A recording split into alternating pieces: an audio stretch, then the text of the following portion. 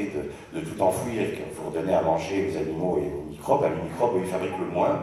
Hein, ils fabriquent ce qu'on appelle les anions, nitrate, phosphate, sulfate, et vous allez renourrir vos plantes. Donc ça, c'est des modèles où très vite vous tombez à une unité d'azote par quintal de blé. Quand vous relancez bien les niveaux de sol, vous n'avez plus besoin d'autant d'engrais. Hein. Plus le sol est mort, plus il lui faut d'engrais, plus il est vivant, moins vous en consommez. Alors rapidement, on va regarder comment la plante se nourrit dans un sol.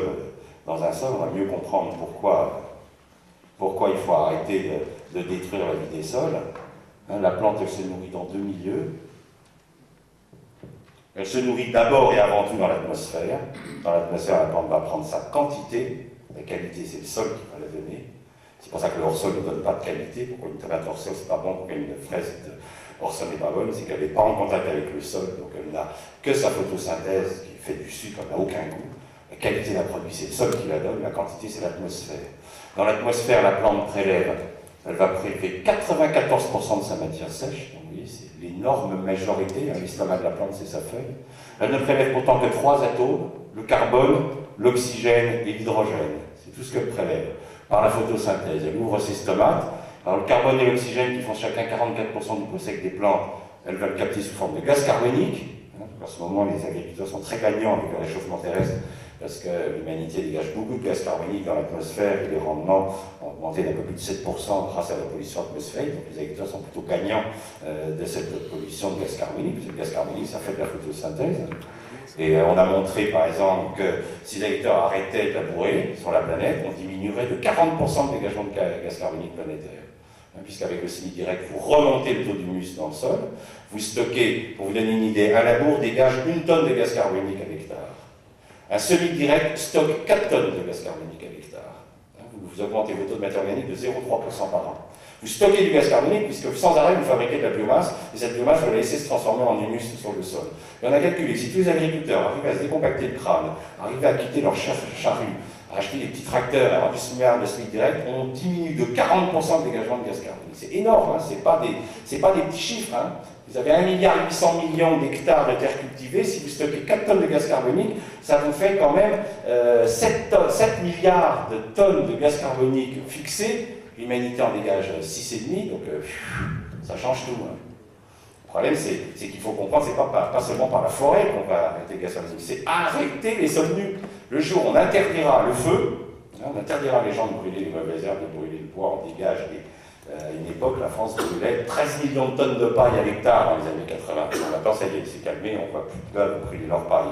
Mais le feu, déjà, mais même dans le jardin privé, plein de gens qui brûlent leurs mauvaises herbes, ça c'est le geste primitif, archaïque de l'homme primitif. Il faut arrêter de brûler. La matière organique, c'est de l'or pour le sol. Arrêtez de brûler, il faut la transformer en humus, il faut la laisser à la surface du sol. Quand vous tombez votre gazon, vous laissez le gazon au pied de vos rosiers, vous n'aurez pas à les désherber et vous allez renourrir la faune de votre sol. Ça, c'est une règle de base, jamais brûler de matière organique. Ce gaz carbonique, il est transformé tout de suite en sucre par les plantes. Donc si vous avez des plantes qui travaillent toute l'année, ben, vous allez fixer beaucoup plus de gaz carbonique, vous allez lutter très efficacement contre le réchauffement terrestre. Ce gaz carbonique va être transformé dans la feuille au cours d'une réaction qu'on appelle la photosynthèse en sucre. C6, H12O6. L'eau, elle vient de la pluie, l'hydrogène il vient de l'eau de pluie. La pluie va être transformée lors de la réaction de photosynthèse dans la feuille de la plante en hydrogène qui va rentrer dans les sucres. Donc la photosynthèse c'est quoi? C'est gaz carbonique plus eau, donne, l'eau va se décomposer en oxygène et en hydrogène qui va dans les sucres, donc c'est gaz carbonique plus eau donne oxygène plus sucre. Quand le citadin va manger le pain, il va dégager du gaz carbonique par ses poumons, il va uriner, ça va repartir dans les nuages, ça va retomber dans les champs, le gaz carbonique, le vent va souffler sur les villes, ça va repartir dans les champs, c'est reparti. Ça c'est un cycle qui peut durer pendant des millions d'années, il ne passera rien.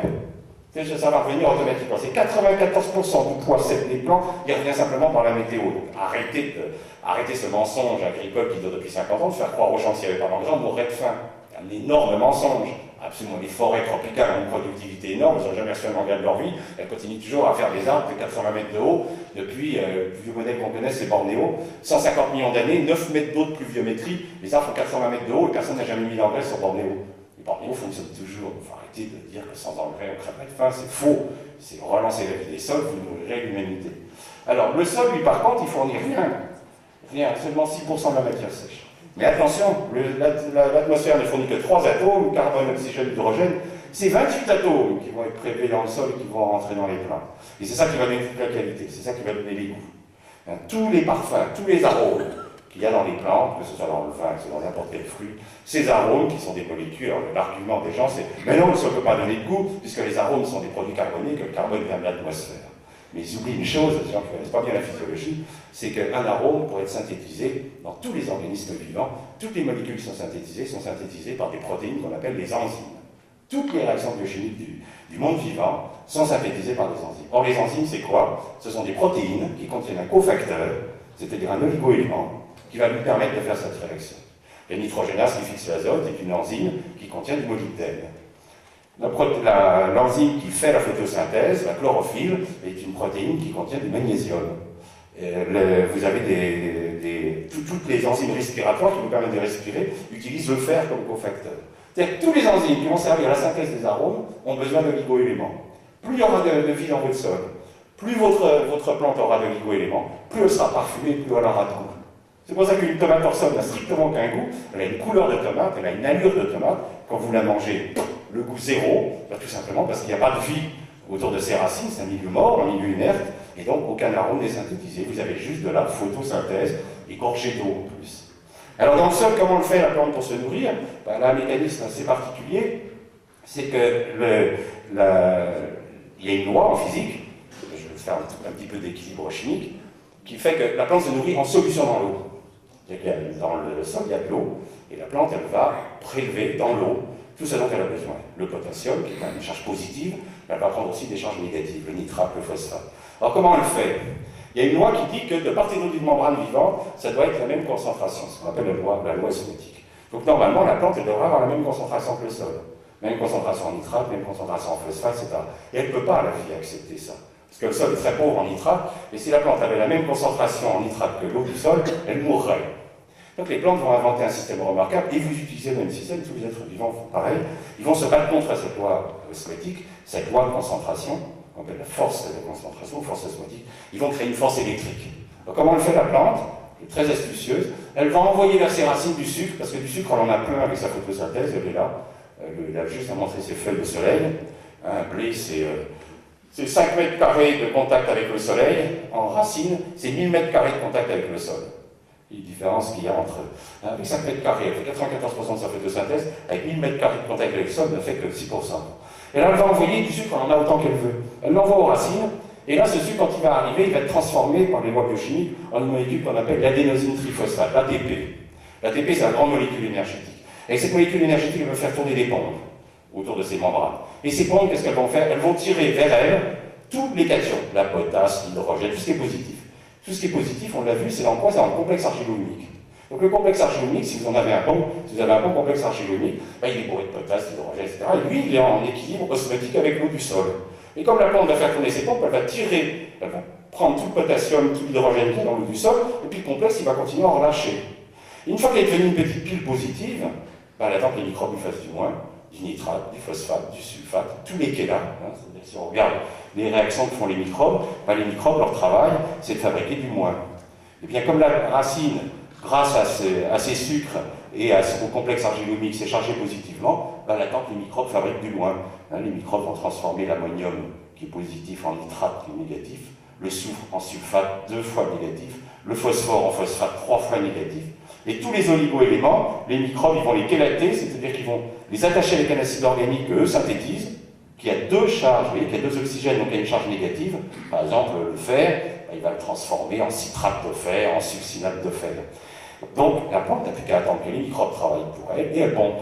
Vous voyez, c'est un mécanisme qui est très différent. Alors vous constatez d'ailleurs que les microbes, pour fabriquer des éléments assimilables par les plantes, qu'est-ce qu'ils font? Ils fixent de l'oxygène. Vous voyez, pour l'azote, ils ont fixé 3 atomes d'oxygène sur l'atome d'azote, 4 atomes d'oxygène sur le soufre et sur le phosphore, 2 atomes d'oxygène par oligo-élément. Pour que les microbes puissent fixer de l'oxygène, il faut que le sol soit comment? Aéré. Qui fait l'aération? La faune. Donc vous arrivez, vous avez le pesticide, vous tuez la faune, vous faites détruire votre matière organique, plus de nitrate, plus de phosphate fabriqué. Alors, vous appelez la coopérative, tiens, il faut tant d'unités de nitrate, tant de sulfate, et les marchands d'engrais rigolent. En plus, comme vous n'avez plus de complexe argilo-humique, ils vont aussi vous vendre de la potasse. Alors ce qui est amusant, c'est de se poser la question, pourquoi Sur les 28 éléments dont a besoin la plante, pourquoi on vous vend que NPK? Quand même marrant, pourquoi on ne vous vend pas les 28? Et ils sont pas fous, les marchands d'engrais. Ça a été compris, ça a été analysé dès la fin du 19e. On sait qu'il faut absolument qu'on file aux agriculteurs des éléments qui leur font croire qu'il y a de la production. Et on va leur vendre 3 NPK. Pourquoi? Vous avez plus de complexe argilomyque, au lieu que la plante soit obligée de tirer le potassium du complexe vers elle, vous en balancez plein de potasse dans l'eau du sol. Vous faites ce que vous allez provoquer ce qu'on appelle de la consommation de luxe. C'est-à-dire la plante, face à un excès de potasse dans l'eau du sol, elle va en pomper massivement. Comme vous lui avez filé plein de phosphore, elle a fait trop d'ATP, donc elle fait tourner ses pompes encore plus vite, et elle fait de la consommation de luxe. Vous avez une petite bombe électrique positive. Maintenant, vous allez balancer du nitrate. Le nitrate, manque de chance, c'est pas un atome comme le potassium, c'est une molécule, et ça va saliniser la plante. Donc votre plante est salée, elle est remplie de nitrate, elle a un sel à l'intérieur. Elle n'a qu'une seule façon de ne pas mourir, c'est de prendre de l'eau. Et ouf, ça se gonfle d'eau. Alors c'est spectaculaire à l'œil, sauf que c'est plein de flotte. C'est-à-dire que votre blé, au lieu de faire comme autrefois, d'être séché à l'air, il faut le sécher dans des silos. Le problème, c'est quand vous séchez un blé dans des silos, ou du maïs dans du silo, là on ne peut plus faire de pain avec.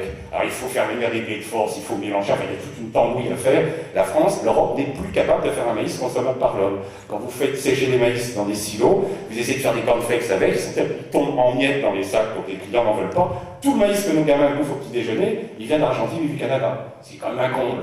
Donc on pollue notre environnement, on pompe notre frais pour faire du maïs qui n'est pas transformable en cornflakes, et c'est de trop mauvaise qualité parce qu'il est bourré d'azote, de potasse et de... Vous voyez, la notion de turgescence. Vous vendez de l'eau au prix du maïs, au prix de la carotte, ce qui est quand même pas logique. Comme les plantes sont pleines d'eau, elles sont malades. Comme elles sont malades, elles émettent des odeurs particulières qui attirent les insectes. On leur balance des pesticides. Ces pesticides ont la propriété de perturber complètement le métabolisme de synthèse des protéines et du sucre, qui rend les plantes encore plus malades, elles sont encore plus fortes pour les insectes, qui viennent encore plus les détruire. Et c'est la course, c'est l'enfer. Et vous rentrez dans un cercle infernal, vous dépensez de plus en plus d'argent, puis vos produits, comme ils ne sont pas de bonne qualité, votre prix d'achat, il ne peut pas dire qu'il monte. Donc si vous voulez revenir vers l'agriculture de qualité, il faut respecter ces voies-là. C'est avec ça qu'il faut de la qualité. C'est très spectaculaire. Moi, je travaille avec les vignerons. C'est impressionnant de voir, dès qu'on relance l'activité biologique dans une vigne, de voir comment le vin se transforme. D'abord, il est capable à nouveau de vieillir. Une des caractéristiques des vignes, des vins faits avec les engrais chimiques, c'est qu'ils ne vieillissent plus. Ouvrez des bouteilles des années 70-80, elles sont déjà mortes.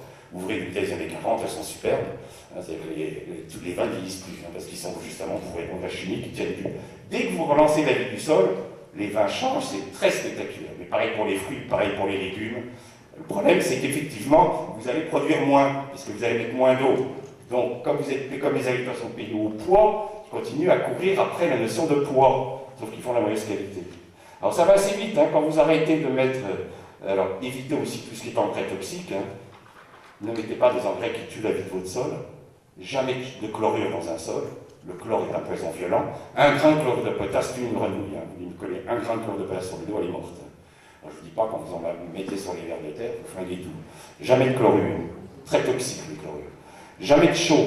Jamais de chaux calcique, jamais de chaux magnésienne, poison violent. La chaux est un excellent désinfectant pour les étables. Si vous voulez garder les murs des tables propres, passez-les à la chaux. Ne mettez jamais de chaux dans un sol. C'est comme si vous le passez au lance-flamme.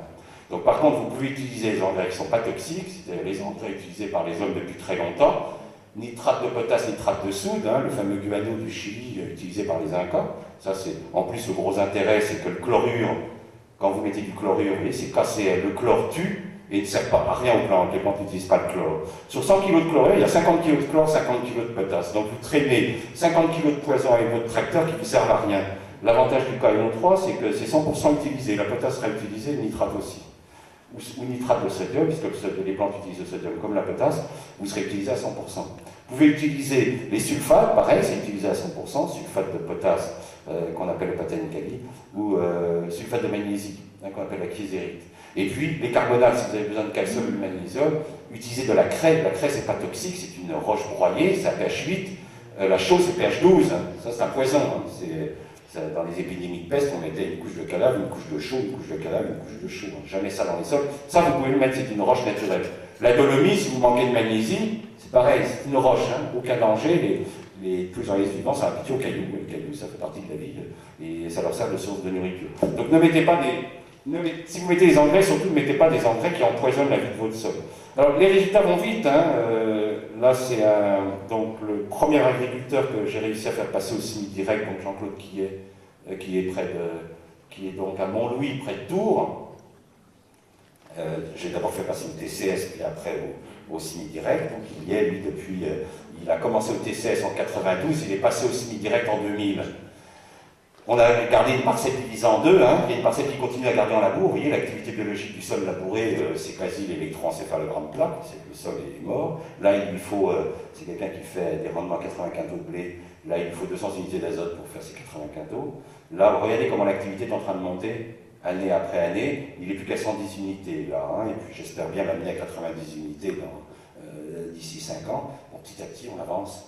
Mais l'activité repart, et son sol n'a plus rien à voir. Il n'a plus rien à voir. Il faisait du maïs irrigué, il n'irrigue plus. Il n'y a plus besoin d'irriguer puisque ses racines plongent, donc il est dans la nappe très vite, il est dans la nappe de la Loire, il se rend compte qu'il n'a plus à traîner des tuyaux, pendant que les copains traînent des tuyaux, se réveillent la nuit pour aller chercher des tuyaux d'irrigation.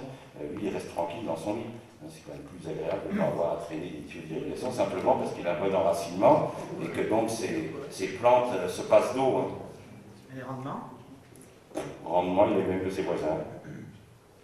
Il est toujours à 80 quintaux, il n'a jamais baissé. Hein. Lui, la seule chose qu'il voit, c'est qu'il consomme beaucoup moins d'argent.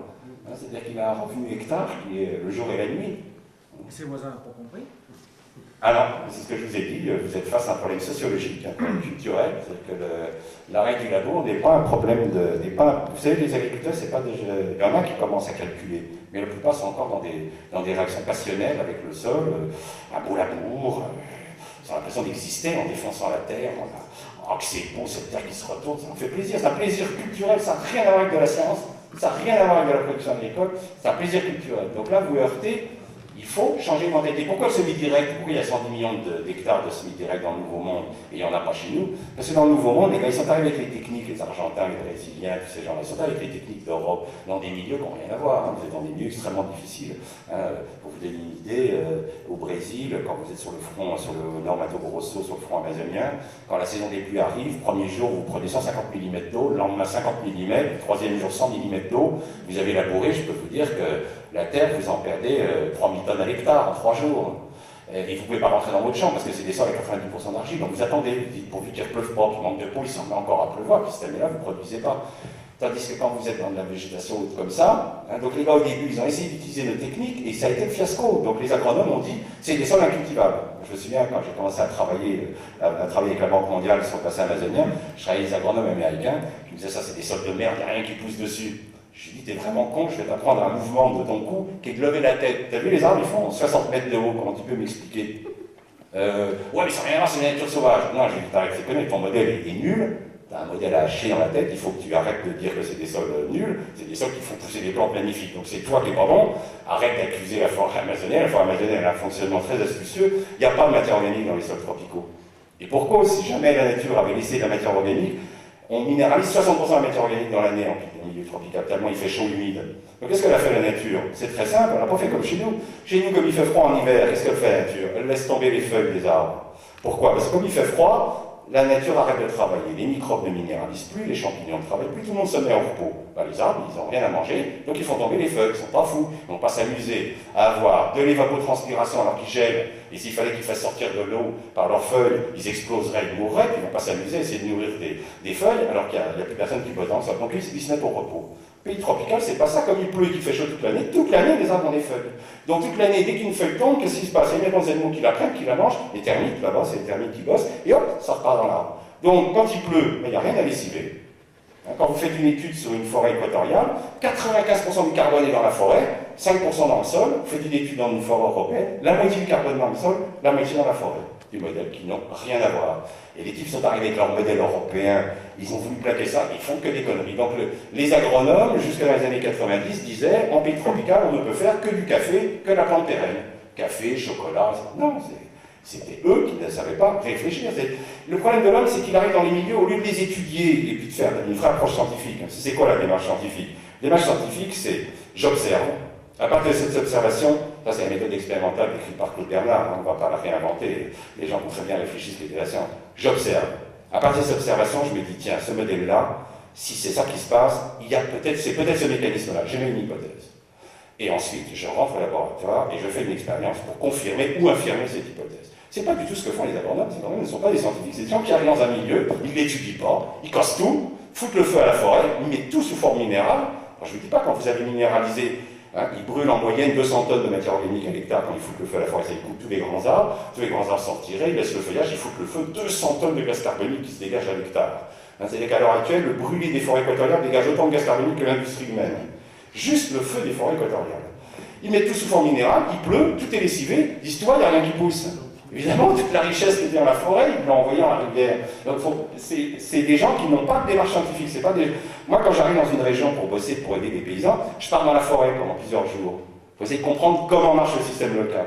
C'est pas moi qui vais l'inventer, c'est le modèle qui existe depuis des millions d'années. Et c'est à partir de ce modèle-là qu'on va développer un modèle qui s'adapte. Si vous arrivez dans la savane, c'est un modèle complètement différent. Là, il y a beaucoup de matière organique, c'est pas la même faune, c'est tout. Donc il faut que je développe des itinéraires qui fassent fonctionner les termites. Bon, en plus, les termites sont très intéressants, c'est des animaux qui vous indiquent le fonctionnement des sols, simplement par les espèces qu'il y a dedans. Donc, l'homme ne veut plus observer, on n'a plus que des gars qui sont dans les labos, qui font des modèles sur informatique totalement délirants, type OGM, quoi. Les mecs qui croient qu'avec les OGM, ils vont nourrir l'humanité, mais c'est n'importe quoi, quoi. On voit vraiment que c'est des types qui veulent faire du pognon sur les agriculteurs, mais ce pas des types qui étudient les modèles vivants tels qu'ils existent. Moi, ça m'a amusé quand les généticiens ont étudié l'ADN de l'être humain, donc on a dépensé énormément de pognon pour étudier tout l'ADN de l'être humain, et on s'est rendu compte que nous avons 2 fois moins de gènes que l'orge, enfin que les plantes, de façon générale. Alors les hommes vachement vexés, parce qu'ils étaient persuadés que comme ils étaient les êtres les plus évolués du monde, ils avaient l'ADN le plus grand de la planète. Non, 2 fois plus court que les plantes. Alors les gars ne comprennent pas. Moi j'aimais une hypothèse toute bête. Pourquoi les plantes ont 2 fois plus d'ADN que nous? La grande différence de entre la plante et nous, c'est quoi? C'est que quand le climat change, la plante ne peut pas se barrer. Tandis que nous, si le climat change, on migre. Les oiseaux, quand il fait trop froid, ils migrent. En ce moment, on voit des cigognes qui ne migrent plus parce qu'ils commencent à faire doux. Elle reste tranquille. Elle s'adapte au climat. La plante, elle ne peut pas. Moi, je pense que cet ADN que les végéticiens appellent l'ADN junk ADN, l'ADN de merde qui ne sert à rien, je crois que c'est complètement faux, cet ADN.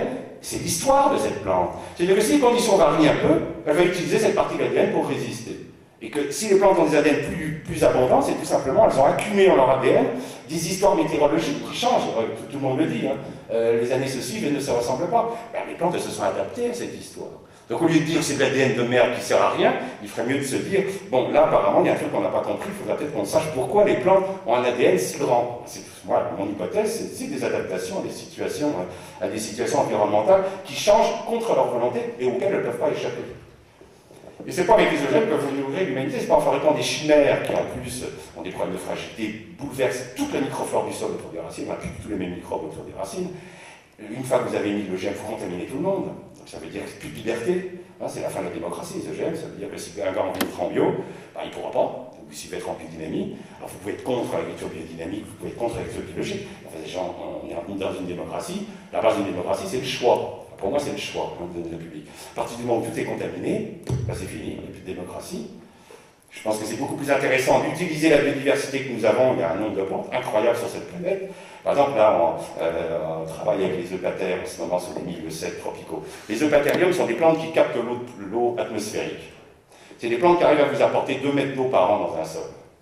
On se rend compte que sur des sols secs où on ne pouvait rien faire pousser, on fait pousser des eupatoires et on irrigue le sol. C'est quand même peut-être plus intéressant d'essayer de tirer des tuyaux, d'essayer de l'eau de mer avec de l'énergie nucléaire. Bon, je veux dire, il y a sur cette planète des solutions extraordinaires, parce qu'on a une richesse biologique. Prenez l'Afrique, par exemple. L'Afrique, elle a plus d'ongulés, de ruminants, que toute la planète réunie. Et elles sont toutes en voie de disparition.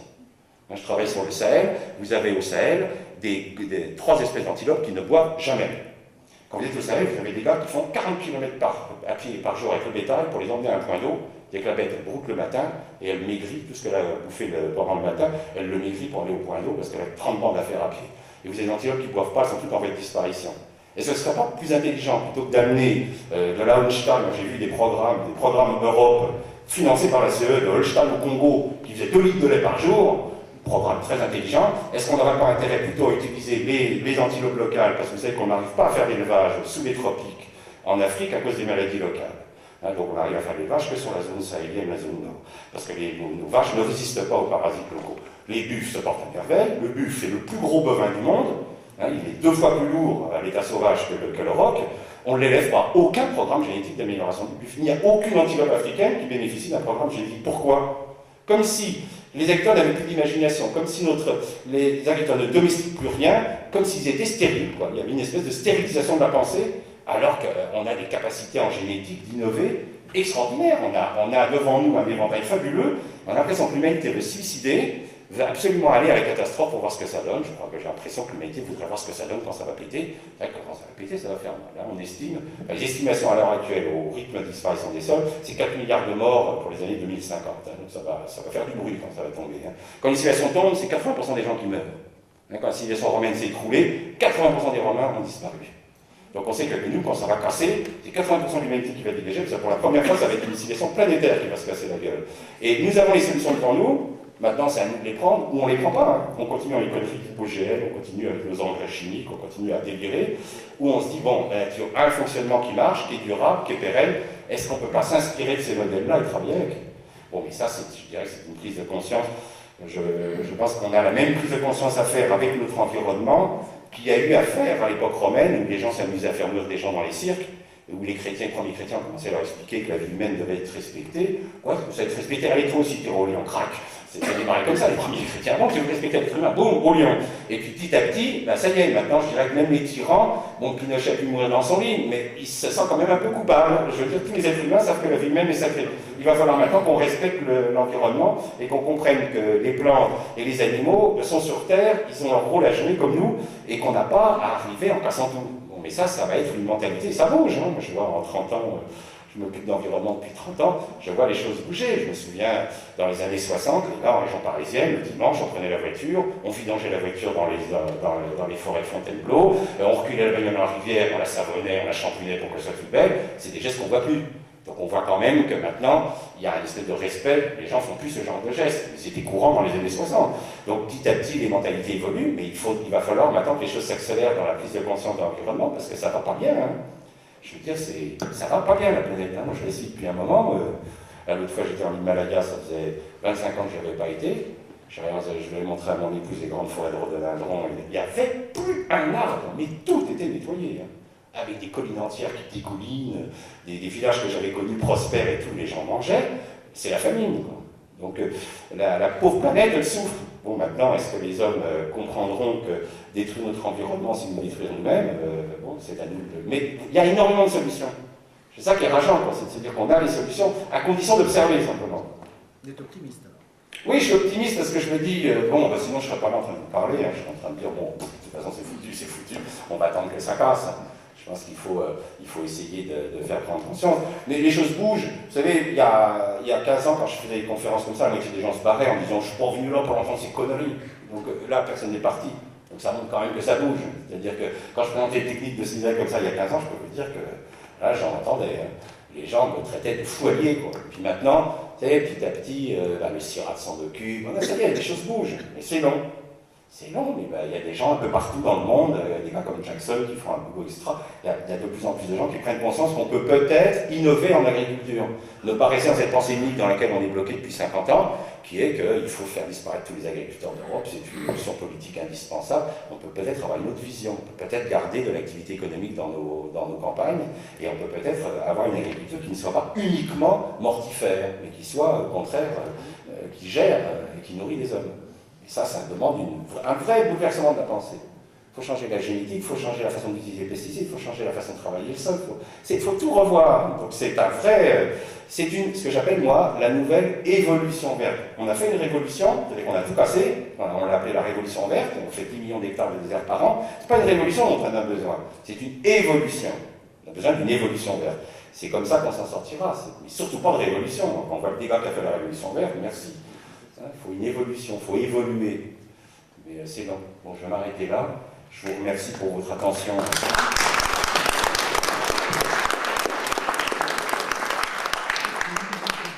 Ah, une question. Oui. La Terra Preta, vous pouvez nous en parler? Là? Terra Preta, c'est au Brésil? Oui, au Brésil. Ça, c'est des découvertes, oui, on croyait, mais ça, C'est les croyants. On croit toujours que ces gens-là sont des êtres primitifs. Vous savez, on pense toujours que. Moi, je suis désolé, quand je vois les grottes de Lascaux, je trouve que c'est beaucoup, beaucoup plus beau que les graffitis que les gars font dans le métro à Paris. Je trouve que je pense que les gars de Lascaux étaient à un niveau d'évolution bien plus grand que les gars qui font les graffitis dans le métro. Mais ils ne sont pas du tout débiles. Les Amazoniens ont développé. Enfin, vous savez que on vous parle d'agriculture intensive. Nous ne sommes pas dans une agriculture intensive. Hein, nous sommes dans une agriculture productiviste. Il ne faut pas confondre. Les agriculteurs traditionnels produisent beaucoup plus au mètre carré que l'agriculture actuelle. Hein, pour vous donner une idée, dans un pays comme Bali, zéro engrais, absolument zéro engrais, on fait 124 tonnes de riz à l'hectare. Zéro engrais, hein, uniquement avec l'équilibre paysan. Hein. Pourquoi? Parce que le paysan a développé, plus il est descendu vers le sud, plus il est tombé sur une grande biodiversité et des climats extrêmement violents, hein, avec des fortes saisons des pluies, etc., plus il a développé une agriculture d'association. Hein, par exemple, si vous prenez, vous comparez le champ de maïs américain avec le champ de maïs du paysan mexicain, le paysan mexicain produit 3 fois plus que l'américain sur son champ de maïs. Parce que qu'est-ce qu'il fait, lui, le paysan mexicain? Il prend son maïs, au pied de son maïs, il a fait avec son bâton à fruits, il a mis un haricot, et entre les rangs, il a planté une courge. Dans le même champ, il fait du maïs. Alors vous allez me dire, oui, mais il fait que 40 quintaux de maïs, pas beaucoup. Ouais, mais il fait 40 quintaux de maïs. À ça, il fait 20 quintaux de haricots, et puis il rajoute, je crois, c'est 30 tonnes de courges. Le champ de maïs, il est battu. Mais attention, ça se récolte tout à la main, parce qu'on n'a pas une machine qui sait en même temps moissonner le maïs, le haricot et la courge. Ça, on ne sait pas faire. Donc, c'est une agriculture qui n'est pas productive par individu. C'est une agriculture, si vous voulez, qui demande beaucoup de main-d'œuvre, mais qui produit énormément au mètre carré. Nous, par contre, nous avons une agriculture productiviste, c'est-à-dire que chaque agriculteur est capable, enfin, aux États-Unis, dans le Nouveau Monde, un agriculteur cultive 500 hectares, tout seul. Mais sa production mètre carré est beaucoup plus faible. C'est-à-dire que quand on raconte, moi je travaille par exemple dans un pays comme le Vietnam, le gouvernement vietnamien ne veut surtout pas de mécanisation de son agriculture, parce qu'ils sont 80 millions d'habitants, soit un peu moins que la moitié de la France. Ils nourrissent 1500 habitants au kilomètre carré en milieu cultivé, hein, donc sur des toutes petites surfaces, et eux, il leur faut de la main-d'œuvre au mètre carré, parce que dès qu'ils ont fini un riz, alors c'est assez étonnant à voir, c'est des systèmes paysans, ils ont des haies avec des légumineuses, alors ils ramassent le riz. Le riz, c'est un épilage, donc il y a plein de petits grains qui tombent par terre. On ne peut pas ramasser des épis comme on faisait en Europe. En Europe, on faisait passer des glaneuses, autrefois, qui ramassaient des épis tombés. Là, vous ne pouvez pas, c'est des grains qui tombent. Alors, on passe des troupeaux de canards. Vous avez un gamin qui arrive avec un grand bambou, avec un chiffon blanc, il amène 500 canards. Tous les canards, ils se mettent en ligne dans le champ. Il nettoie tout, il recompose derrière, hein, donc il apporte de la matière organique. Ensuite, il taille les feuilles de légumineuses, ils ont des haies d'acacia, ils mettent les feuilles dedans, et ils recommencent, et on replante à nouveau. Et ils n'arrêtent pas. Donc ils sont très productifs au mètre carré, d'accord, mais ils ne sont pas productifs par surface cultivée par l'être humain. Donc il faut faire attention quand on vous dit agriculture intensive, elle n'est pas intensive notre agriculture. Elle est très intensive en intrants, elle consomme entre 10 et jusqu'à 36 calories fossiles pour faire une calorie, mais elle est intensive en énergie fossile à l'intérieur et en mécanisme, mais au mètre carré, elle produit très peu. Si on voulait vraiment nourrir les hommes, il faudrait le système vietnamien ou mexicain. Ça, c'est des modèles qui nourrissent très bien les hommes sur des petites surfaces. Mais je ne vois pas les Français retourner à ce genre d'agriculture. Hein. C'est une agriculture qui demande beaucoup de travail humain. Donc nous, ce qu'on cherche, c'est quand même une meilleure productivité par individu. S'il vous plaît. Oui, je suis agriculteur à la retraite et je voudrais vous faire part de mes interrogations. Oui. Par mon vécu. Je me rappelle que dans les années 60, je sortais de l'école d'agriculture et c'était le début de l'utilisation des engrais. Oui. J'avais à côté de chez moi un agriculteur qui ne mettait pas d'engrais, qui labourait avec son cheval. Il passait son dimanche après-midi à gratter les chiens d'herbe, vous savez ce que c'est, parce qu'il n'y avait pas de moyens. C'est ce que je disais. Des herbages épouvantables. Hein. Oui, pour les détruire. Et du fait qu'il n'était pas dans les chibiques, il n'avait aucune production. Et ses sols s'étaient complètement dégradés. Bon, il était dans des terrains sableux. Et je me rappelle très bien à cette époque, puisqu'on moissonnait avec les moissonneuses vieuses, dont le mécanisme était entraîné par une roue en fer. Et la roue en fer n'arrivait plus à tourner dans ses sols. Oui. Nous, par contre, à cette époque, on a commencé à mettre peut-être à peu près 60 unités d'azote sur le blé, et on produisait 60 quintaux à l'hectare. Vous étiez encore à une unité d'azote par quintal. Oui. C'est vrai qu'aujourd'hui, c'est plus possible. Non, vous arrivez, vous êtes obligé de mettre 3 unités pour faire un quintal. Alors, le problème... Non, on n'est pas ça, parce que c'est vrai que chez nous, il y a beaucoup de fumier. Ah oui, vous avez du fumier, vous n'avez pas besoin d'autant. Il y a sans doute des résidus. On est quand même nettement inférieur à ça. Mais bon. Alors, là, vous parlez des sols ruinés en Europe, hein, parce que nos sols, ils ne sont pas tout neufs. Hein. Vous n'êtes pas dans l'Oregon, vous n'êtes pas dans les sols neufs du Brésil, hein, qui sont conquis sur la forêt, qui, eux, ont besoin d'extrêmement peu d'engrais pour produire. Vous êtes sur des sols qui sont cultivés depuis 5000 ans, donc ils sont épuisés. Si vous prenez par exemple la Champagne, hein, la Champagne a été autrefois extrêmement riche. Ne croyez pas qu'on a construit la cathédrale de Reims sur le tas de craie que vous voyez maintenant. Hein. À l'époque, il y avait 1,50 m à 2 m de terre. Le duché de Reims était un des duchés les plus riches de France. Moi, j'habite le plateau de Langres en Bourgogne. Langres était le premier évêché de France. Maintenant, il ne reste plus que ça de terre sur le caillou et la région s'est vidée. Moi, mon village, il faisait 3000 habitants au Moyen-Âge, j'en ai plus de 300. C'est des régions qui sont vidées. Donc, quand vous avez un sol qui a été ruiné par l'homme, c'était le cas de la Champagne pouilleuse, qui a été ramenée jusqu'à la craie, et qu'est-ce qu'ils avaient? Des moutons. Ils ont crevé de faim. Les Bretons, ils ont crevé de faim. Alors qu'on sait qu'à l'époque celtique, les études qui ont été faites au niveau archéologique, à l'époque celtique, les Bretons produisaient 35 quintaux de blé à l'hectare, ils sont tombés à 5 quintaux au Moyen-Âge.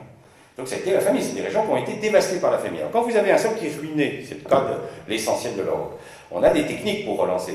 Nous, on travaille en milieux qui ont été alors récemment détruits par l'homme, c'est-à-dire les milieux sahéliens et les milieux en pays tropical. Quand vous ruinez un sol, il devient ce qu'on appelle de la latérite, c'est-à-dire qu'il devient dur comme du métal, et il faut un marteau-piqueur pour le mettre en valeur. Donc c'est des sols qui sont abandonnés à l'heure actuelle complètement. Et on les fait remettre en valeur par des petits paysans locaux. Qu'est-ce qu'on fait? Eh bien, on remet tout simplement du bois. Parce que c'est la base de tout. Il y a un moment, il faut que vous relanciez le mécanisme biologique. Si vous ne redémarrez pas le mécanisme biologique, si vous ne remettez pas du bois, ce qu'on appelle autrefois les anciens, comment ils ont entretenu pendant... après l'Empire romain, les Romains se sont cassés la figure, on est descendu donc à 7 quintaux au Moyen-Âge, et puis on va rester comme ça jusqu'au XVIIe. Et puis au XVIIe, vous avez tous appris cette phrase à l'école, labourage et pastourage sont les deux mamelles de la France. L'Europe va inventer la haie, ils ne le savent pas, mais ça va avoir des conséquences énormes. Pourquoi la haie? Parce qu'on va se mettre à parquer du bétail, on fait rentrer la pâture, alors qu'avant on était uniquement en vaine pâture, avec des bêtes qui étaient tenues à la corde le long des chemins et dans les forêts du Seigneur. On fait rentrer l'animal. L'animal apporte du fumier, et lentement les rendements remontent en Europe. On va terminer à 18 hectares au début 1900.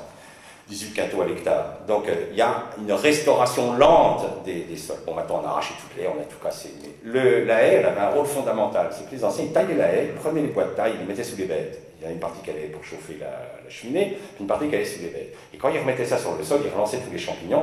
Et ces champignons sont à la base de la pyramide alimentaire du sol. Donc vous relancez la faune, vous allez remonter à nouveau vos éléments nutritifs qui étaient partis, vous enrichissez les sols. Mais c'est impressionnant. On a travaillé en Afrique, au Sénégal, vous prenez de la terre, mais qui est, je dis, du métal.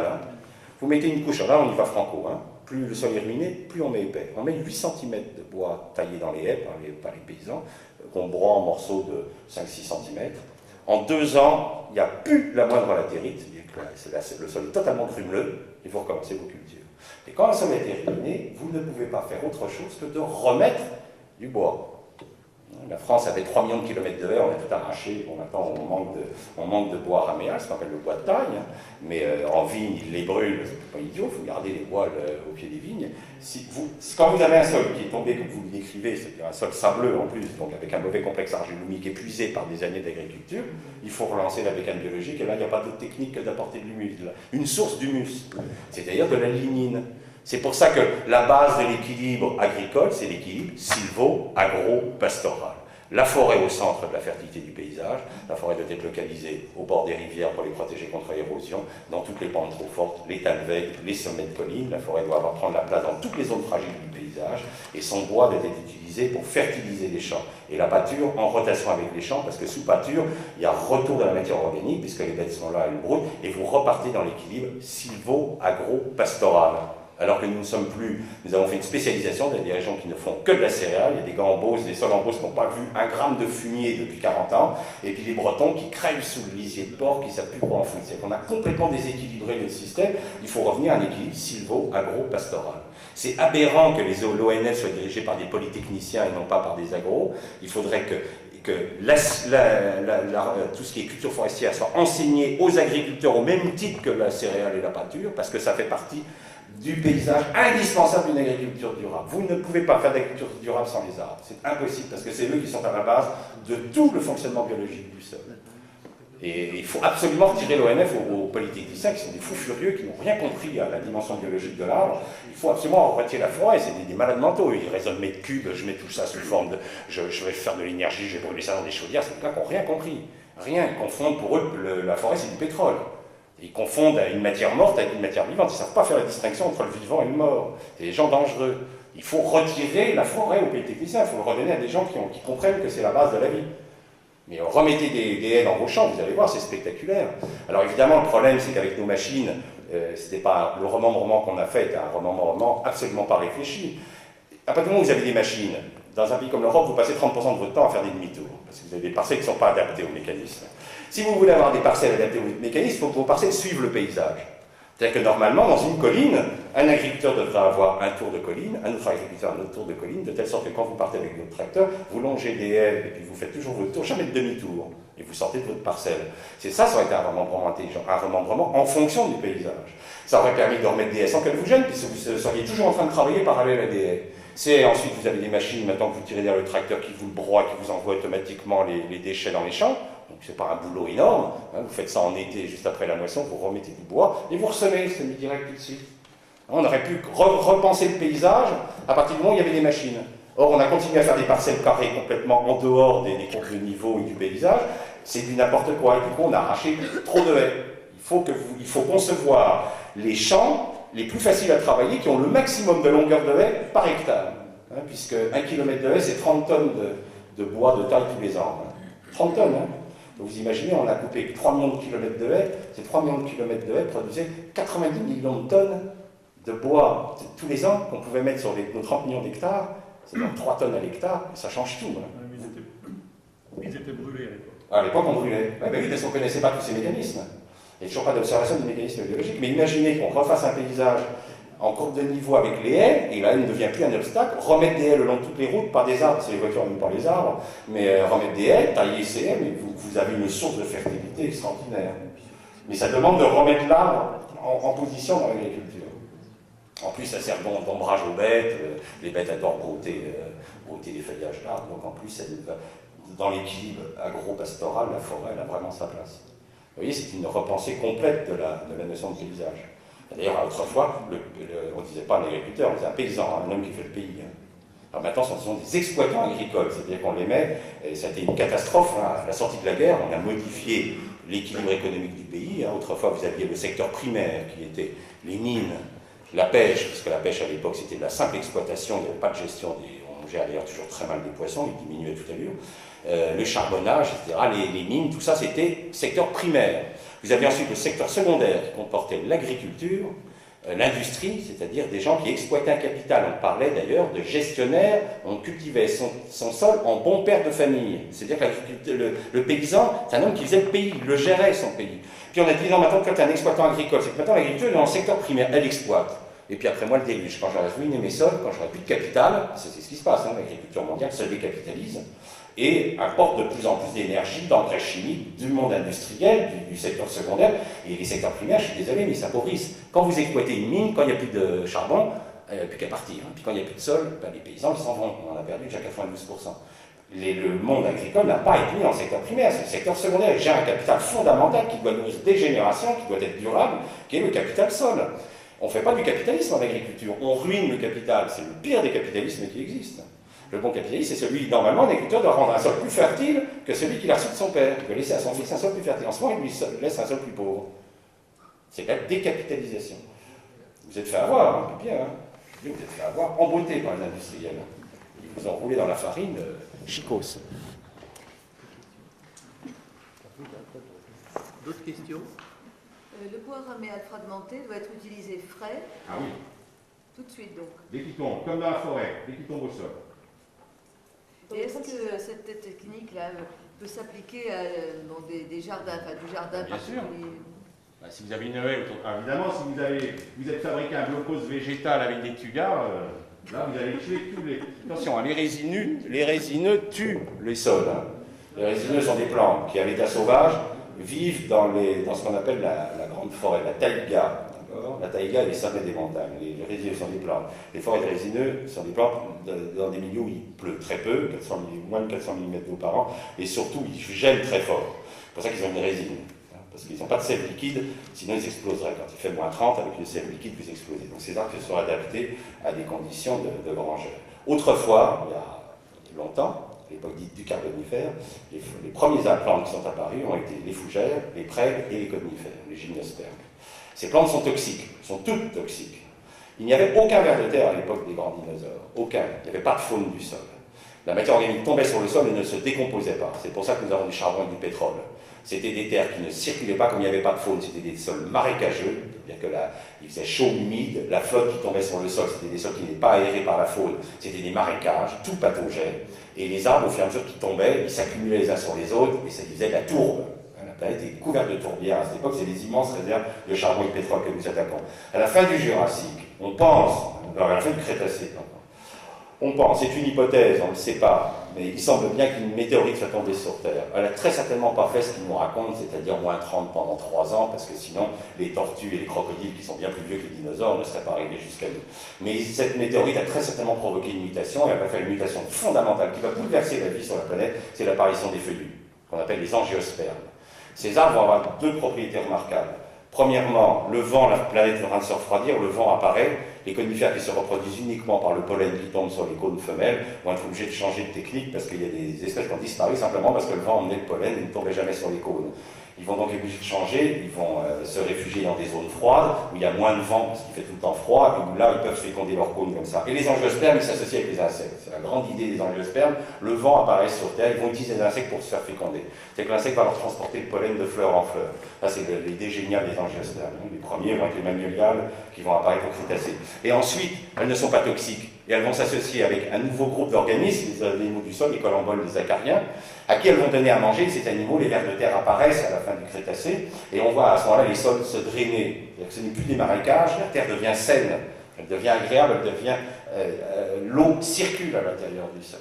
Et ça va être le bouleversement que nous connaissons à l'heure actuelle. Donc surtout pas de conifères. Les conifères, eux, devant le succès fabuleux des angiospermes qui, eux, améliorent les sols et les détruire, ils ont été éliminés, ou ils ont survécu comme l'if, ou comme le pin sylvestre isolé dans des forêts de feuillus, et le gros des conifères s'est réfugié dans les zones très froides où les autres ne pouvaient pas les atteindre. Et alors là, il n'y a aucun ver de terre dans la taïga.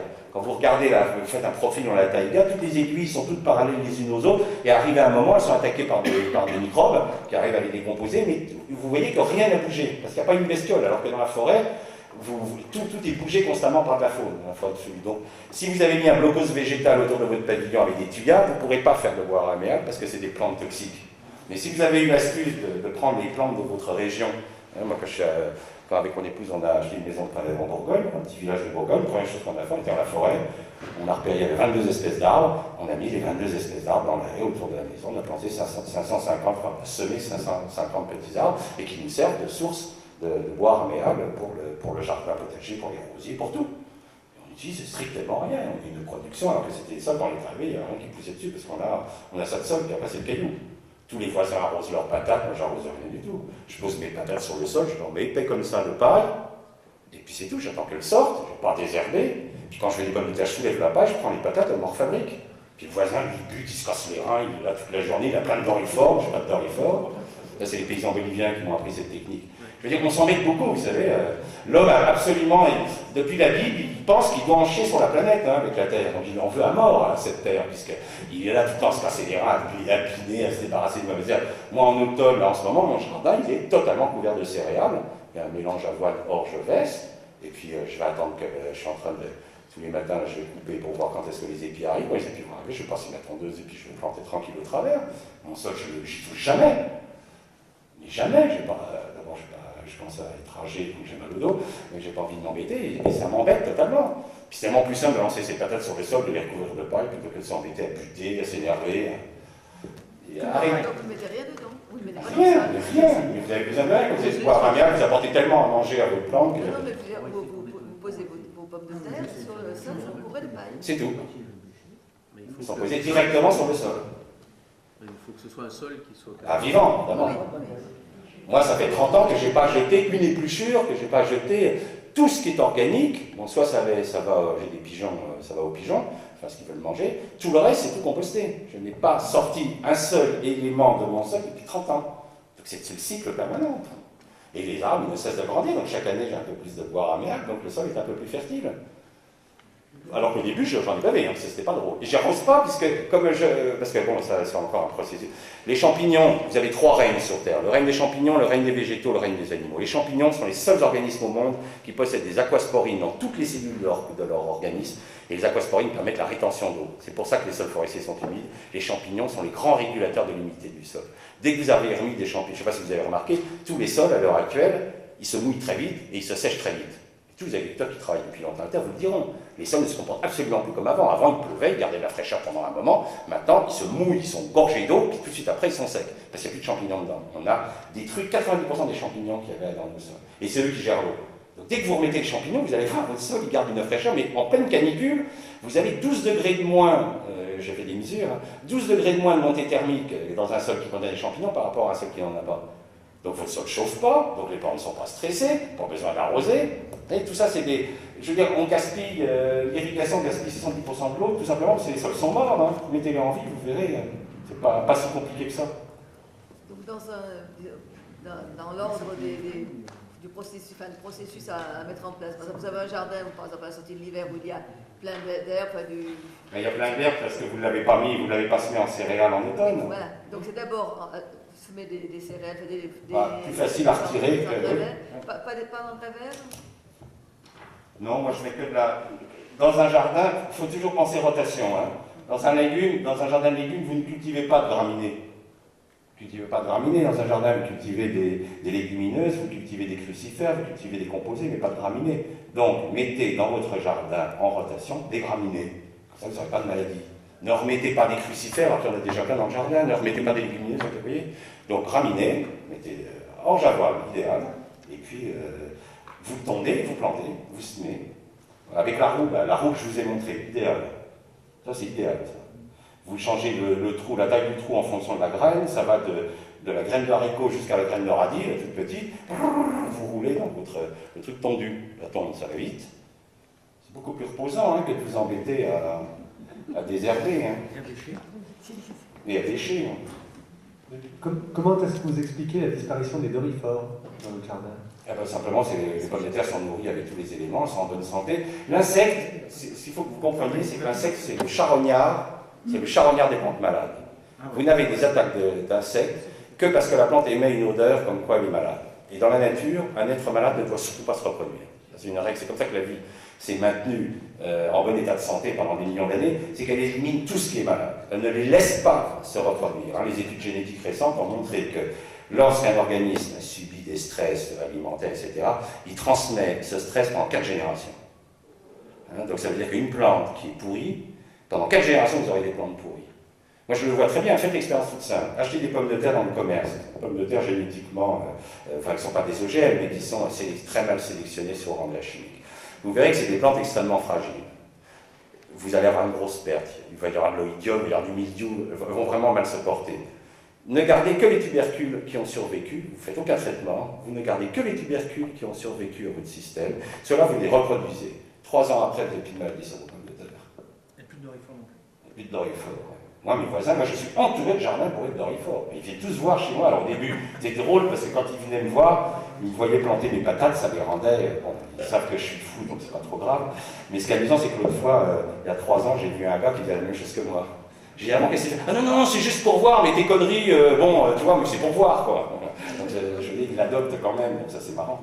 Mais j'ai dit, tu sais, t'as raison de le prendre, hein. C'est les paysans de Bolivie qui me l'ont appris, ils sont pas plus bêtes que les autres, hein. Mais c'est marrant la réaction. Mais c'est arrêtez de croire que la nature fonctionne, qu'il y a toujours le méchant insecte qui vous attend au virage pour vous flinguer vos plantes. C'est pas comme ça que ça marche. C'est le malade ne doit pas donner de descendants, il doit disparaître. Donc à vous d'avoir des plantes qui ne sont pas malades. Pour qu'elles ne soient pas malades, il faut qu'elles soient nourries, non pas par des engrais chimiques, mais par des... Mais faites des expériences toutes bêtes. Si vous avez une haie, c'est des choses simples à faire. Si vous avez une haie, prenez par exemple une plante qui réagit particulièrement bien, c'est l'épine vinette. Si vous avez par exemple 10 pieds d'épine vinette sur votre terrain, sur 5 pieds vous mettez NPK, puis sur 5 autres pieds vous mettez rien. Les 5 pieds que vous avez mis à NPK, les 5 auront le feu bactérien. Vous allez voir, immédiatement elles auront le feu bactérien. Parce qu'elles sont déséquilibrées au niveau des elles vont devenir toutes noires. C'est une plante qui prend bien le feu bactérien, et vous allez voir, toutes noires. Les 5 compagnies d'engrais, nickel, pas de maladie. Mais attention, alternez vos espèces, ne faites pas une haie avec une seule espèce. Hein. Biodiversité toujours. Monsieur Bourguignon, sur Oui. un plan purement agronomique, qu'est-ce que vous pensez du co-compostage du déchet vert et des bouts de station d'épuration? Bon, là, alors, il faut composter tout ce qui contient des pathogènes. Tous vos excréments animaux, il faut les composter, parce que les bêtes, vous avez remarqué qu'une vache ne broute jamais l'herbe qui a poussé sur sa bouse. C'est ce qu'on appelle le refus en pâturage. C'est l'herbe qui est sortie de la bouche de la vache, et la vache, elle n'est pas folle, elle ne touche jamais, elle ne se réinfecte pas. Je ne vous conseille pas de vider votre fosse septique, de la mettre sur votre jardin potager et d'aller manger vos salades. Parce que ça va mal se terminer en défaite. Il ne faut jamais se réinfecter. Donc le compostage, il faut le pratiquer. Je pour les animaux, tout ce qui est déchet animal doit être monté en température pour être désinfecté. En vigne, si vous taillez des bois de plus d'un an, des bois de 2 ans qui peuvent contenir des maladies, il faut les composter pour éviter de salir votre champ. Donc là, le compostage est indispensable. Alors, le problème du compostage des boues des villes, si les boues des villes sont bien triées, ça va. S'il y a des déchets industriels dedans avec des métaux lourds, là, c'est très embêtant. Donc ça, c'est avant de prendre des déchets d'une ville, il faut que la ville ait fait son tri préalable. Bon, les déchetteries se mettent en place, je pense que les choses vont aller en s'améliorant, mais c'est sûr que les boues des villes, quand vous voyez tous les gens malades qu'il y a, tout ça, ça part aux toilettes, avec toutes les maladies qu'il y a, faites attention hein, quand même. Hein. Le parasitisme, je veux dire, c'est pas inexistant, hein, ça existe le parasitisme. Si vous arrosez massivement votre champ avec des staphylococcus, etc., ça tue les vers de terre. Hein. Le lisier de porc industriel, il tue les vers de terre tellement il est riche en pathogènes, en particulier en Clostridium. Donc, s'il tue les vers de terre, je ne dis pas ce qu'il va vous faire à vous. Hein. Donc, composter, très important de composter. Moi, j'ai fait des études en Bretagne sur le lisier de porc composté, il ne tue pas les vers de terre. Dès qu'il est composté, dès qu'il est monté en température, hein, on arrose des tas de paille avec du lisier de porc, on le chauffe, on le met sur le champ, il n'y a plus de mort de vers de terre. Alors que quand vous le mettez pur, un aérobique sortant de la fosse sur le sol, il y a tous les vers de terre qui sortent du sol et qui crèvent. Donc vous voyez, le même produit peut être bon pour le sol ou peut le tuer. C'est pour ça que faites attention, un compost réussissez-le bien, faites-le bien fermenter, faites-le bien monter en température. Un compost qui pue, qui pue l'anaérobiose et tout, ne le mettez pas sur le sol, il est toxique. En France, les meilleurs systèmes d'agriculture durable, c'est bien le système de polyculture équilibrée. Absolument. Ce qu'on peut observer, c'est que dans les grandes régions céréalières, en Beauce, la Brie, il y a un siècle, ils avaient et ça a des moutons, bien sûr. Culture, exactement. On moutonnait les blés en Beauce au 19e. Hein. Il y avait toujours ce passage de l'animal et on a tous spécialisé, ça c'est une catastrophe. Dans les vignes, hein. Les vignes dans le Beaujolais, encore il y a 20 ans, il y avait des animaux. Les moutons passaient dedans, hein. Les moutons en hiver. Hein. Les moutons broutaient l'herbe entre les vignes en hiver, on associait. Comment? Les oliviers aussi avec L'olivier, pareil. Quand vous allez en Toscane, l'Italie, qui a gardé encore des systèmes assez traditionnels, vous verrez dans la même exploitation de l'olivier, de la vigne, de la céréale, de l'élevage, tout est dans le même paysage. Et les animaux servent à nettoyer les rangs des vignes. On a cassé tout cet équilibre. Alors c'est vrai que c'est un équilibre qui est consommateur de main-d'œuvre, mais à mon avis, faire 3 millions de chômeurs en France pour abandonner nos paysages, je ne sais pas si c'est une très très bonne idée politique. On a peut-être pu laisser un peu plus de... Mais pour ça, il ne faut pas faire des mauvais blés qu'on paye à 10 € du quintal, ça ne va pas ça. Il faut que le blé soit payé, le prix du blé n'a cessé de baisser depuis 50 ans. C'est-à-dire que maintenant, les gens se sont rendus compte que les Français ont un tel mépris pour leur nourriture qu'ils jettent 400 000 tonnes de pain à la poubelle, c'est-à-dire la consommation du Portugal. Je ne sais pas si vous voyez l'état de mépris dans lequel on a mis l'alimentation. L'alimentation, ça se jette. C'est impressionnant. Je suis assez de temps en temps, quand je vais au restaurant, les gens qui renvoient des assiettes pleines, enfin, c'est effrayant. La nourriture, c'est vraiment le mépris. Quoi. On méprise notre nourriture, alors que c'est le travail humain, il y a quand même un symbole à la nourriture. Maintenant, c'est plus de la... on bouffe, quoi, on ne se nourrit plus. La civilisation, c'est quand même l'alimentation, c'est la cuisine, vous voyez, on transcende la nourriture dans une civilisation. Hein, l'habillement, c'est une transcendance de la nudité. L'architecture, c'est une transcendance du climat. Bon, quand vous commencez à faire des maisons merdiques, c'est quelque part la civilisation s'écroule. Quand on s'habille n'importe comment, quand on mange comme on se nourrit comme des porcs, c'est que la civilisation commence à aller très mal. Il y a une nouvelle question qui se pose dans l'agriculture, c'est les biocarburants. les agro. On veut nous faire produire des biocarburants. En intercalaire, ça ne me gêne pas. Si c'est en intercalaire, vous ne prendrez que la graine, de toute façon vous laisserez la paille, hein, ça c'est une règle de base en agriculture, la paille est pour le sol, la graine est pour l'homme, c'est pas gênant. Hein. La graine elle contient que du sucre, hein, que de l'amidon, et de l'huile, mais c'est des composés carbonés, ça vient de l'atmosphère, vous ne videz pas votre sol en rendant de l'huile. Mais il faut que ce soit en intercalaire entre une culture d'orge par exemple qui est moissonnée tôt, puis un semi-tardif de blé, ou un maïs par exemple, bah, vous avez le temps de faire une culture énergétique. Mais il faut être transmis direct. Une question. Le climat, parce que si vous tombez sur des années où on a 300 mm d'eau, en plus très mal réparti, du mois de juillet au mois de septembre, c'est rien du tout, hein. Semi-direct ou pas. Hein. Ah oui, non, il faut trouver des plantes, il faut trouver la crucifère qui accepte de pousser dans votre climat. Que le discours qu'on peut avoir sur l'irrigation, il faut quand même qu'il soit assez nuancé, parce que c'est vrai que l'irrigation pose des questions, mais si l'irrigation est bien gérée, c'est une technique tout à fait nécessaire sous nos climats et avec les techniques qu'on a. Parce que les années, vous avez 300 mm d'eau, vous faites exprès, c'est chez nous. Oui, mais vous pouvez travailler avec des niles et des sorgho sucrés que les bêtes adorent, avec lesquels vous faites de l'ensilage. Je ne dis pas qu'on n'a pas des progrès à réaliser. Oui, gros progrès à réaliser. Vous trouvez des variétés, par exemple, de maïs qui consomment moins d'eau, sans passer par les OGM, je vous l'accorde. Je ne dis pas qu'on ne peut pas trouver des variétés de blé qui consomment moins d'eau aussi, mais l'irrigation est un prod de ce siècle dernier.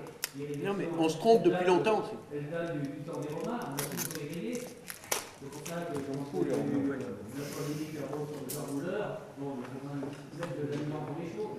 Oui, mais on a fait disparaître de l'agriculture française tout ce qui était millet, tout ce qui était mil, tout ce qui était sorgho, qui avait été cultivé et amélioré pendant tout le 18e et tout le 19e, qui a été éliminé après-guerre. Dans le sud-ouest, on n'irriguait pas. À l'époque, on n'avait pas d'eau. Dans le sud-ouest, on mettait des sorgho. Et ça, tout ça, ça a été retiré ça a été retiré du marché. Alors c'est vrai que vous n'arrivez plus à les vendre. Pour revoir les choses, Et sèche plus le terrain. En plus, il se trouve qu'elle n'a pas nourri les moutons passent sur le champ, on a changé complètement. Simplement, en touchant un petit facteur, arrêter de sécher les sols. Ça nous a amusé parce que quand on a fait faire ça aux agriculteurs tunisiens, ils ont dit, vous les Français, vous êtes vraiment... alors, nous, c'est ce qu'on pratiquait avant. Vous avez amené votre école d'ingénieur agronome qui nous a raconté quand vous étiez des cons qu'il fallait labourer profondément, puis maintenant vous revenez, vous nous dites non, il ne faut plus labourer, il faut refaire comme vous faisiez avant. Vous nous prenez vraiment pour des couillons. Et les gars, ça les a offusqués au début, parce qu'ils disaient alors vous n'avez cassé tous nos systèmes pour nous ramener, parce que nous on faisait depuis toujours. Simplement, c'était des paysans qui avaient observé que dans un milieu séchant, il ne faut jamais toucher à la terre, il ne faut jamais la mettre au soleil, et vous garderez de l'eau. Une autre question là sur le compostage. Là, moi, je suis dans un secteur où il y a des périmètres de protection d'eau qui sont en train de se mettre en place. Et bon, moi, je composte les exploitations et on m'interdit de mettre du compost sur ces périmètres de protection, alors que j'ai le droit de le faire après. Et c'est vrai. Ça, c'est le lobbying des marchands d'engrais, c'est le lobbying des marchands d'engrais. Non, mais c'est un hydrobiologue qui a fait une étude et qui a sorti ça, qui a pendu sur la loi. On n'a pas le droit de... Enfin, c'est n'importe quoi. Mais c'est comme pour les problèmes de culture intercalaire. Quand vous faites une culture intercalaire au mois de juillet, votre sol il est sec, c'est-à-dire qu'il n'y a pas de minéralisation. Donc vous êtes obligé de mettre de l'azote, sinon votre culture intercalaire ne pousse pas. Alors, les abrutis qui sont dans les ministères ont dit interdit de mettre de l'azote au mois de juillet. Vous ne mettez pas d'azote au mois de juillet, votre interculture va faire ça. Donc elle ne servira à rien, elle ne récupérera pas l'azote qui est déjà, lui, à 40 cm de profondeur ou 50 cm. Donc vous avez perdu votre temps, jeté des graines par la fenêtre et ça ne servit à rien. Quand vous semez une intercalaire, il faut lui mettre à manger. Et ne vous inquiétez pas, les 30 unités d'azote, les 40 unités d'azote que vous avez à manger, vous allez largement les récupérer. Et en plus, avec cet azote, elle va pouvoir aller chercher l'azote qui est plus loin. Et on se retrouve avec des vrais itinéraires qui ne polluent plus. Mais il y a des abrutis dans les ministères qui ont décidé qu'il ne fallait pas mettre d'azote au mois de juillet. Donc, le problème, c'est que pour faire évoluer les choses, il faut que les gars qui sont sur le cul dans leur bureau viennent un peu sur le terrain, regarder ce qui se passe. Vous comprenez ? Il faut se mettre un peu à la place des agriculteurs. Non, mais c'est pas aux agriculteurs que j'en veux, hein. C'est au fait qu'on les a emmenés dans un système qui... C'est pour ça que je vous ai dit, vous êtes fait avoir. Vous êtes fait avoir par un système agro-industriel qui a su vous faire dépenser beaucoup d'argent. Mais vous pouvez faire une agriculture propre. Il n'y a pas de... Il faut arrêter de dire que l'agriculture pollue, elle pollue parce qu'on a décidé de la rendre polluante. Mais vous pouvez faire une agriculture productive et qui nourrit les hommes et qui est propre. Hein. Mais pour ça, il faut changer les règles, parce que sinon, ça ne marchera jamais. Si vous ne mettez pas à manger à votre plante intercalaire, elle ne poussera pas. Hein. Parce qu'elle n'est pas une période où il y a minéralisation dans le sol. La minéralisation, ça se fait au printemps, ça se fait à l'automne. Vous pouvez faire un semis d'automne, là il y a la minéralisation pour le nourrir, vous pouvez faire un semis de printemps, mais pas en mois de juillet, hein, tout le monde est au repos. Les bactéries sont au repos, les champignons sont au repos. Il n'y a pas de minéralisation à ce moment-là. Moi, quand je fais une courbe d'activité biologique dans le sol, il y a la courbe printanière, il y a le creux en été, la courbe d'automne, puis le creux en hiver. Donc si vous travaillez creux d'été, il faut que vous le donniez à manger. Mais ce sera récupéré largement, parce qu'après, votre plante, elle va profiter toute la chaleur de l'été pour pousser, elle va descendre ses racines, elle va vous récupérer les engrais, vous ne polluerez pas. C'est simplement... On hésite plutôt à mettre de l'azote pour faire pousser les moutardes. Moi, je fais des dérobés à l'agriculture intercalaire, qui me dit je ne vais surtout pas les mettre de l'azote au mois de juillet pour les faire pousser. Hein. S'il reste de l'azote, elles poussent. S'il n'en reste pas trop, elles sont un peu moins hautes. C'est tout. Hein. Ah oui, mais le fait qu'elles ne poussent pas, c'est pas parce qu'il ne reste pas d'azote, c'est parce que le climat les empêche de pousser. Ah oui, mais pour qu'elles poussent, il faut aussi qu'il pleuve. Hein. Ah oui, non, mais attendez. Vous êtes en On semi-direct? n'ira pas les arroser. Je m'en doute, mais vous êtes en semi-direct ou en labour? Les moutardes, moi, je gratte avec mon guide. Ah, mais vous grattez quand même, donc vous séchez. Je gratte sur 8 cm, je les sème avec mon fumoir à 10, et puis ça pèse que... Ce que le climat veut bien. Voilà. Tandis qu'avec quand vous grattez pas du tout, vous verrez que vous êtes beaucoup moins dépendant du climat. Ah oui, essayez. Vous avez parlé de variété de maïs qui ne consomment pas beaucoup d'eau. Non, je dis des plantes. Vous avez des plantes, enfin, les sorgho, les milles, les millets qui ne consomment pas d'eau. Le maïs, c'est une plante tropicale de milieu humide qui consomme de l'eau. On essaye à l'heure actuelle de faire... Alors, le problème, c'est que comme l'industrie contrôle totalement le maïs, ils ont tout. Ils ont les graines, ils ont les OGM, ils ont tout. Donc ils ne veulent pas que le maïs leur échappe. Alors, pourquoi ils ont fait les OGM sur les 5 plantes les plus importantes sur le plan économique, hein? Il y a quoi en ce moment en OGM? Le maïs, qui est là, présent dans 85% des aliments que vous consommez, le soja, présent dans 85% des aliments que vous consommez, le coton, première culture industrielle du monde, le colza, première plante pour l'huile, et le riz, parce que ça nourrit l'Asie. C'est ces 5-là qu'ils ont, mais pas pour rien, ils ne sont pas amusés à prendre des cultures type tournesol qui ne répondent pas grand-chose. Donc, à l'heure actuelle, ils ont fait du maïs solaire, du maïs et du soja, mais ils contrôlent parfaitement toute la chaîne de transformation. Donc ils n'ont pas tellement envie que vous passiez, que des agriculteurs se mettent à faire du sorgho ou se mettent à faire du millet, parce que ça va leur échapper. Donc ils n'ont pas envie que les agriculteurs, c'est pour ça que plus ils peuvent attacher les agriculteurs, c'est que les OGM, ils les attachent complètement. Ils leur vendent les semences, ils leur vendent l'herbicide adapté dans la semence produit, et ils tiennent tout le circuit. Ils leur disent, vous serez obligé de passer par nos silos, vous ne passerez pas. Donc l'agriculteur, il est comme ça. Oui, mais c'est un système d'enfermement, si vous voulez. Non, mais est-ce qu'il existe des variétés de maïs qui consomment peu d'eau? Oui, mais je ne vois pas l'intérêt. Pourquoi vous voulez absolument mettre du maïs? Il y a des variétés. C'est une plante toxique, c'est la seule graminée toxique du monde, le maïs. Donc c'est une plante qui est plutôt embêtante, elle contient des hématoglutinines. Vous savez que les Espagnols, quand ils sont arrivés au Mexique, ils ont vu les Mexicains, puisque c'est ils ont que ça, les Mexicains, donc ils l'ont cultivé, puis ils les voyaient mettre de la chaux, comme pour les murs, hein. Ils mettaient de la chaux dans leur galette de maïs.